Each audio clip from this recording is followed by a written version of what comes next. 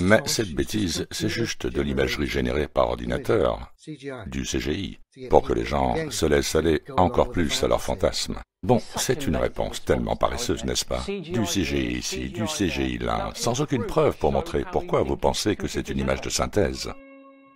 De nouvelles images étonnantes du télescope James Webb.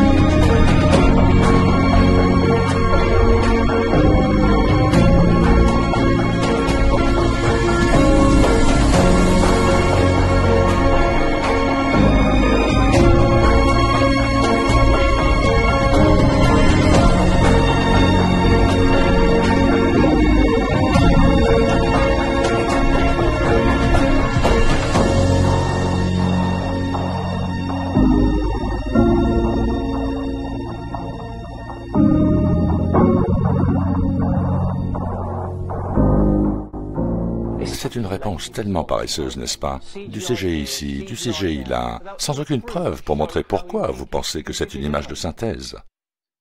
Donc vous allez sur nasa.gov pour chercher les premières images du télescope Webb et vous allez télécharger la photo de 28 mégabytes. Puis, vous allez l'ouvrir dans un logiciel qui vous permet de voir les métadonnées.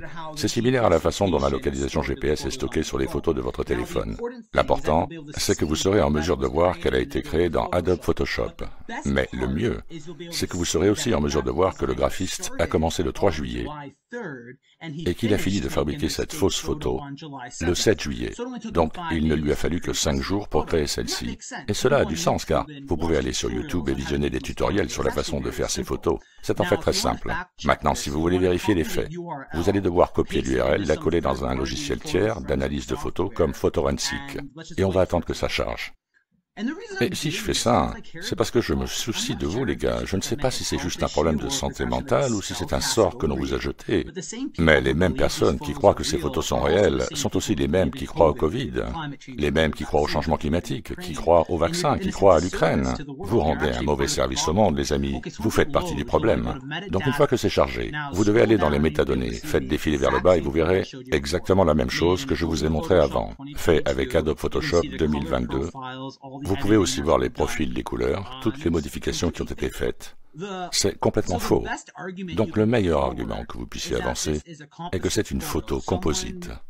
Quelqu'un a combiné plusieurs photos en une seule et il ne nous montre pas les photos originales, pour une raison quelconque.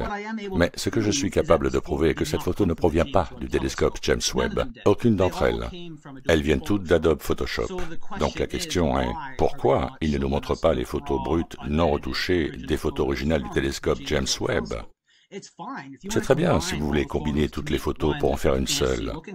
C'est cool, mais alors ne prétendez pas qu'elle vient du télescope James Webb. Et c'est ça le problème. Si vous vous renseignez sur le fonctionnement de ces photos, ils vous diront que ça vient directement du télescope.